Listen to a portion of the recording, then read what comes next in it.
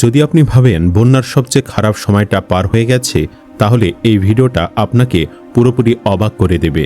কারণ বন্যা পূর্বাভাস ও সতর্কীকরণ কেন্দ্র মাত্র গতকাল সন্ধ্যায় এমন একটা বুলেটিন প্রকাশ করেছে, যেখানে বলা হয়েছে আগামী 2 দিনের মধ্যে দেশের নতুন 15টি জেলা প্লাবিত হতে পারে। মানে যেখানে এখনও পানি ঢোকেনি সেই এলাকাগুলো এখন সরাসরি ঝুঁকিতে। এই মুহূর্তে দেশের অনেকগুলো জেলা বন্যা কবলিত, মৃত্যু হয়েছে 100-এর বেশি মানুষের, ক্ষতিগ্রস্ত হয়েছে 20 লাখেরও বেশি মানুষ। কিন্তু আসল আতঙ্কের খবর হলো আবহাওয়া অধিদপ্তর আর পাওবোর বন্যা পূর্বাভাস কেন্দ্র দুটো আলাদা প্রতিবেদনেই সতর্ক করে দিয়েছে পরিস্থিতি এখনও শেষ হয়নি। আজকের ভিডিওতে জেলার নাম ধরে ধরে বলে দেব কোথায় পানি কমছে, কোথায় নতুন করে বিপদ আসছে, আর কোন জেলাগুলো আজ রাতের মধ্যেই ঝোড়ো হাওয়া আর ভারী বৃষ্টির সতর্ক সংকেতের মধ্যে পড়েছে। কোন জেলাগুলো ডুবে যেতে পারে খুব দ্রুতই। তাই শেষ পর্যন্ত দেখুন, কারণ ভিডিওর শেষে এমন একটি রিপোর্ট রয়েছে যেখানে বলা হবে ঠিক কবে থেকে পরিস্থিতির উন্নতি শুরু হতে পারে। চলুন শুরু করি। এই মুহূর্তের সার্বিক চিত্র। দুর্যোগ ব্যবস্থাপনা ও ত্রাণ মন্ত্রণালয়ের সর্বশেষ প্রতিবেদন বলছে, রেকর্ড ভাঙ্গা ভারী বর্ষণ, পাহাড়ি ঢল আর পাহাড় ধসে দেশের 59টি উপজেলা সম্পূর্ণ বন্যার কবলে পড়েছে। নিহতের সংখ্যা বেড়ে দাঁড়িয়েছে 100-এর বেশি, আহত অগণিত। আর এখানে একটা তথ্য শুনলে আপনার রাগ হবে।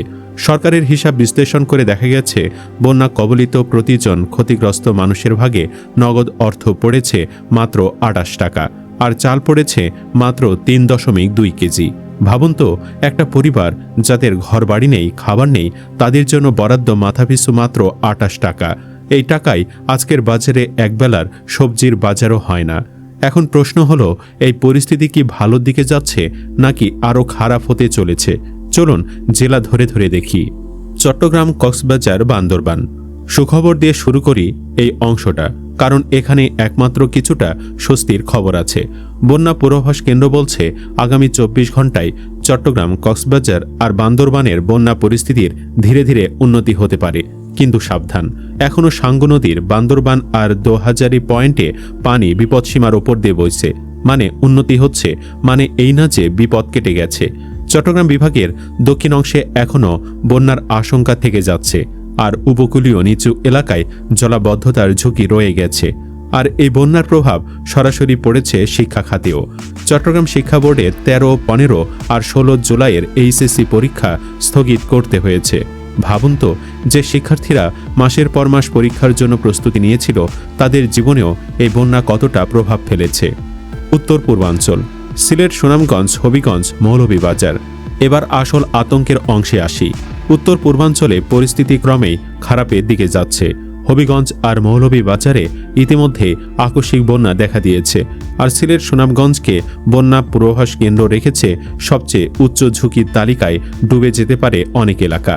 কুশিয়ারা নদীর মারকুলি আর ফ্রেঞ্চগঞ্জ পয়েন্টে পানি ইতোমধ্যে বিপদসীমার ওপরে, আর কুশিয়ারা সুরমা নদীর পানি আরও বাড়ার আশঙ্কা আছে। এর মানে হলো সিলেট আর সুনামগঞ্জে বন্যা পরিস্থিতির কিছুটা অবনতি হতে পারে, আর সুরমা নদীর তীরবর্তী নিচু এলাকায় নতুন করে স্বল্পমেয়াদী বন্যা দেখা দিতে পারে। আরও ভয়ঙ্কর তথ্য হলো সারিগোয়াইন, সোমেশ্বরী, জাদুকাটা আর ভুগায় কংস নদীর পানিও কয়েকটি জায়গায় বিপদসীমা অতিক্রম করতে পারে। সোমেশ্বরী নদীর কলমা কান্দা পয়েন্টে পানি ইতোমধ্যে বিপদসীমা পার হয়ে গেছে, যার মানে নেত্রকোনা, শেরপুর আর ময়মনসিংহের নিচু এলাকাতেও নতুন করে স্বল্পমেয়াদী বন্যা তৈরি হতে পারে। আগামী 24 ঘন্টায় আরও 8টি জেলা বন্যার ঝুঁকিতে পড়তে পারে বলেও সতর্ক করা হয়েছে। উত্তরাঞ্চল, রংপুর, লালমনিরহাট, কুড়িগ্রাম, গাইবান্ধা। উত্তরাঞ্চলেও স্বস্তির কোনো খবর নেই। তিস্তা, ধরলা আর দুধকুমার নদীর পানি আশঙ্কাজনকভাবে বাড়ছে, যার ফলে রংপুর অঞ্চলের বেশ কিছু এলাকায় নতুন করে স্বল্পমেয়াদী বন্যা পরিস্থিতি তৈরি হতে পারে, তলিয়ে যেতে পারে অনেক এলাকায়। বন্যা পূর্বাভাস কেন্দ্রের বিশেষ বুলেটিনে সরাসরি নাম উল্লেখ করে বলা হয়েছে, ফেনী, চট্টগ্রাম, খাগড়াছড়ি, সিলেট, নেত্রকোনা, শেরপুর, ময়মনসিংহ, লালমনিরহাট, কুড়িগ্রাম আর গাইবান্ধা এই 10 জেলার নদী তীরবর্তী নিচু এলাকাগুলোতে আগামী 72 ঘন্টার মধ্যে স্বল্পমেয়াদী বন্যা দেখা দিতে পারে। আর এখানেই থেমে নেই। আবহাওয়া অধিদপ্তর আর পাওবর পূর্বাভাস অনুযায়ী আগামী 2 দিনের মধ্যে সম্পূর্ণ নতুন করে আরও 15টি জেলা প্লাবিত হতে পারে, একদম তলিয়ে যেতে পারে। জেলাগুলো হলো রংপুর, দিনাজপুর, রাজশাহী, পাবনা, বগুড়া, টাঙ্গাইল, ময়মনসিংহ, ঢাকা, ফরিদপুর, মাদারীপুর, কুষ্টিয়া, যশোর, খুলনা, বরিশাল, পটুয়াখালী, নোয়াখালী, কুমিল্লা, চট্টগ্রাম, কক্সবাজার আর সিলেট অঞ্চলের ওপর দিয়ে ঘন্টায় 45 থেকে 60 কিলোমিটার বেগে ঝোড়ো হাওয়াসহ বৃষ্টি বা বজ্র বৃষ্টি হতে পারে। এসব এলাকার নদী বন্দরকে 1 নম্বর সতর্ক সংকেত দেখাতে বলা হয়েছে, কারণ যে কোনো সময় বানের জলে ভেসে যেতে পারে এখানকার যে কোনো জেলা। এই তালিকাটা একবার দেখুন। এখানে দেশের প্রায় প্রতিটা বিভাগের নামই আছে, মানে আপনি দেশের যে প্রান্তেই থাকুন না কেন এই মুহূর্তে সতর্ক থাকাটা জরুরি। এই বন্যার সাথে যোগ হয়েছে নদী ভাঙ্গনের আতঙ্ক। বন্যার সাথে এই পুরো পরিস্থিতিকে আরও ভয়ঙ্কর করে তুলছে একটা জিনিস, নদী ভাঙ্গন। পানি যখন বাড়ে তখন নদীর পাড়ের মাটি নরম হয়ে যায়, আর তখনই শুরু হয় ভাঙ্গনের তাণ্ডব। যেসব জেলার নাম এখন ঝুঁকি তালিকায়, কুড়িগ্রাম, বগুড়া, রংপুর অঞ্চল, এসব জায়গায় আগে থেকেই মানুষ নদী ভাঙ্গনে ঘরবাড়ি হারাচ্ছে। মানে দুটো বিপদ এখন একসাথে আসছে। একদিকে পানি বেড়ে ঘরবাড়ি ডুবিয়ে দিচ্ছে, অন্যদিকে নদীর তীর ভেঙে পুরো ভিটে মাটি কেড়ে নিচ্ছে। যেসব পরিবার একবার বন্যায় ক্ষতিগ্রস্ত হয়েছে তারা এখন দ্বিতীয়বার হয়তো ভাঙ্গনে সব হারানোর মুখে দাঁড়িয়ে। এই নদী আমাদের জীবন দেয়, আবার কখনো কখনো এই নদী সবকিছু কেড়ে নেয়। কোথাও বাঁধ ভেঙেছে, কোথাও নদীর তীব্র স্রোতে ভাঙ্গন শুরু হয়েছে। আর সেই ভাঙ্গনের সামনে মানুষ কতটা অসহায় তা না দেখলে বিশ্বাস করা কঠিন।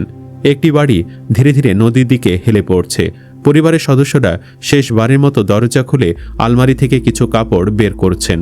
কেউ খাট বাজাতে চাইছেন, কেউ পবিত্র কোরআন শরীফ, কেউ আবার শুধু পরিবারের ছবিগুলো। তারপর এক মুহূর্ত একটি বিকট শব্দ, আর পুরো বাড়িটি নদীর বুকে তলিয়ে গেল।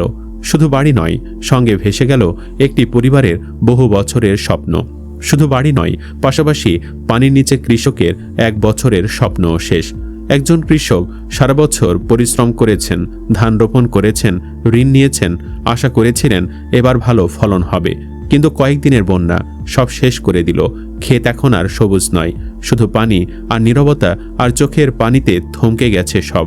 পরিস্থিতি কবে থেকে উন্নতি হতে পারে? তো এত খারাপ খবরের মধ্যে কি একটু আশার আলো নেই? আছে। আবহাওয়া বিশেষজ্ঞদের পূর্বাভাস বলছে বৃষ্টির এই প্রবল তীব্রতা আরও অন্তত 2 দিন থাকতে পারে। কিন্তু তারপর, অর্থাৎ আগামী মঙ্গলবার থেকে দেশের সার্বিক আবহাওয়া পরিস্থিতির উল্লেখযোগ্য উন্নতি হতে পারে। কিন্তু মনে রাখবেন, আবহাওয়ার উন্নতি মানে নদীর পানির সাথে সাথে নেমে যাওয়া না। বৃষ্টি থামলেও নদীর পানি বিপদসীমা নিচে নামতে আরও কয়েকদিন সময় লাগতে পারে। তাই যেসব জেলার নাম আজ আপনাদের বললাম সেগুলোতে অন্তত আগামী 5 থেকে 7 দিন সতর্ক থাকাটা জরুরি। এখন সবচেয়ে গুরুত্বপূর্ণ প্রশ্নটা আপনার জন্য, আপনার জেলার নাম কি আজকের এই তালিকায় আছে? কমেন্টে লিখে জানান আপনার এলাকার নাম আর বর্তমান পরিস্থিতি। আপনার একটা কমেন্ট হয়তো আপনার এলাকার অন্য কাউকে সময় মতো সতর্ক হতে সাহায্য করবে। এই তথ্যগুলো যদি আপনার কাজে লেগে থাকে তাহলে ভিডিওটা লাইক করুন, আর যাদের এলাকা আজকের ঝুঁকির তালিকায় আছে তাদের কাছে শেয়ার করুন। এটা হতে পারে সময় মতো সতর্ক হওয়ার একটা সুযোগ। সাবস্ক্রাইব করে বেল আইকনটা চেপে রাখুন, কারণ বন্যা পরিস্থিতির প্রতিটা নতুন আপডেট সবার আগে পেতে হলে আমাদের সাথেই থাকতে হবে। দেখা হবে পরের ভিডিওতে। ততক্ষণ পর্যন্ত নিজে ভালো থাকুন, সতর্ক থাকুন, নিরাপদ থাকুন। ধন্যবাদ।